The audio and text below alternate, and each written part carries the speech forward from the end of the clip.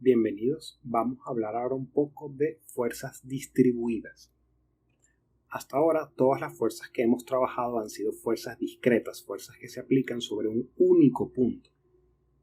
Pero, ¿qué sucede normalmente? Por ejemplo, si yo tengo mi mano y yo trato de empujar una superficie, mi mano no es un punto, mi mano tiene una superficie, un área, y toda esa área está en contacto con el cuerpo que yo estoy tratando de empujar.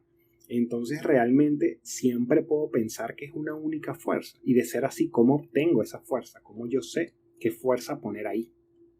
Ese es el problema que queremos tratar de resolver hoy. ¿Qué modelo utilizamos? Vamos a pensar que tenemos esta placa. Pueden pensar que esto es la pared, o que es la mesa, o que es cualquier cosa. Yo con mi mano voy a empujar esta placa hacia abajo, pero resulta que la fuerza que estoy aplicando no es uniforme. No es constante, no es uniforme a lo largo de sus dimensiones. En el eje X y en el eje Y tiene una función y varía. A esa función yo la voy a llamar intensidad del campo de fuerzas.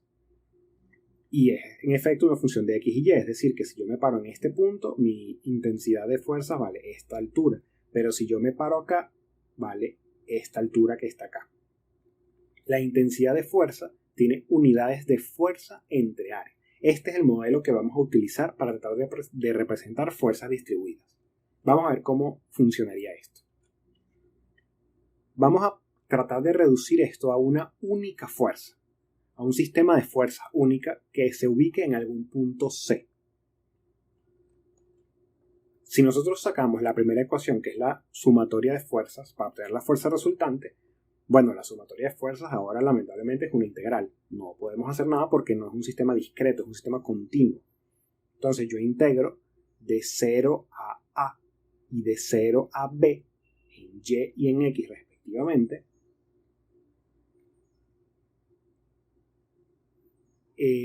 La función f que va en dirección menos k. Esto es un caso particular donde va en menos k porque este es el problema que pusimos. No tiene por qué ser exactamente así.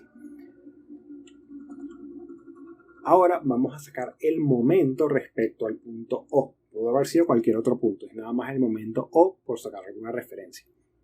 El momento lo calculamos como un vector que va desde O hacia P, siendo P cada uno de los puntos de las fuerzas causados por esta fuerza distribuida, cruz dicha fuerza.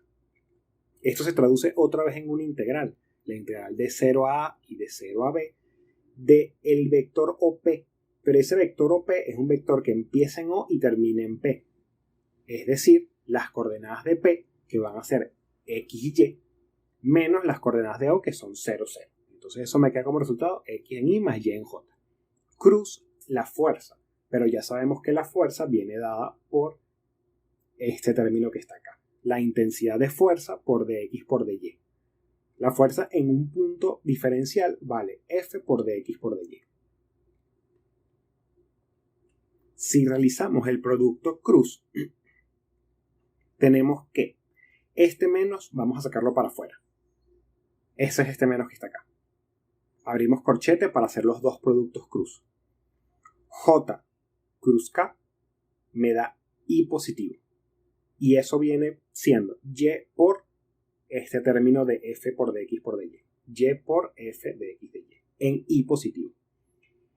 Y cruz K me da menos J. Entonces pongo un menos. Pero lo demás se mantiene. Siguen siendo las integrales de X por F de X de Y. X, F de X de Y. Ahora, vamos a imaginarnos que ya obtuvimos la fuerza resultante en ese punto C. Y es una fuerza que va hacia abajo. ¿Por qué? Porque todas las fuerzas distribuidas, ¿no?, iban hacia abajo, entonces la resultante va a ir hacia abajo. Y está ubicada en este punto C que no conocemos. Nosotros no sabemos dónde está ese punto C.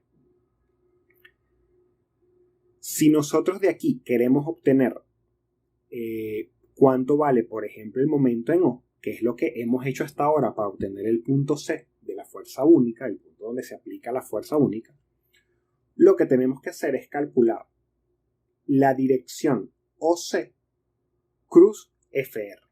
Es decir, el vector que va de aquí hasta acá cruz la fuerza. Eso es lo que tenemos que hacer para obtener el momento en O partiendo de que tenemos la fuerza resultante ya aplicada en el punto C, que es el punto de fuerza única. OC es un vector cuyas componentes van a valer XC y YC.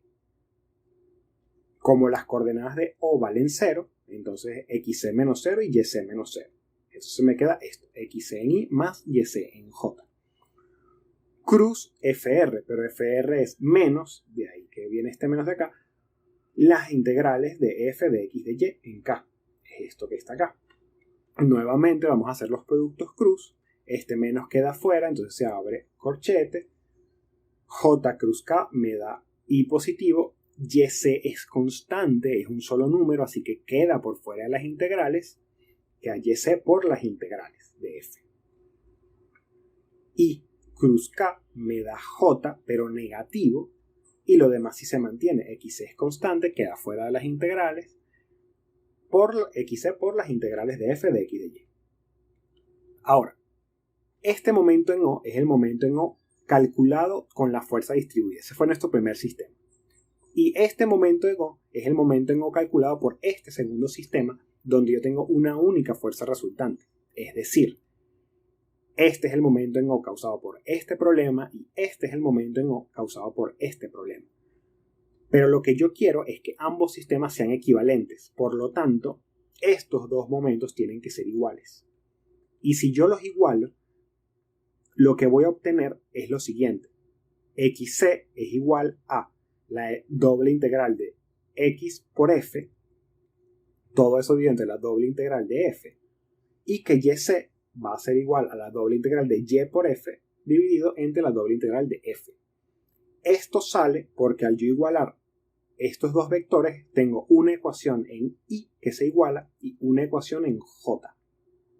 Y lo único que tengo que hacer es pasar, por lo menos en este caso en particular, paso dividiendo esta expresión para acá y listo, ya obtuve cuánto es el valor de xc. Y los signos siempre se están anulando porque son iguales siempre. Al final logramos reducir nuestro problema y a lo que llegamos es que primero la fuerza resultante, que era la sumatoria de todas las fuerzas, es sencillamente la doble integral de f en menos k. Pero eso también, si evaluamos qué significa físicamente esta doble integral, resulta que es el volumen de esta figura mostrada por la fuerza distribuida. Entonces yo puedo escribir que esto es menos el volumen en k. Nuevamente repito, el hecho de que sea menos en k es sencillamente un caso particular de que esta fuerza distribuida está aplicada en dirección k, en dirección del eje z, y que va hacia abajo. Es por eso que está el menos y el k. Y también obtuvimos cuánto vale xc y yc, donde antes aquí abajo lo que teníamos era la doble integral de f de x de y, pero esa doble integral es esto que está acá, y es sencillamente fr. Vamos a parar aquí y vamos a ver algunos ejemplos de cómo se utiliza esto.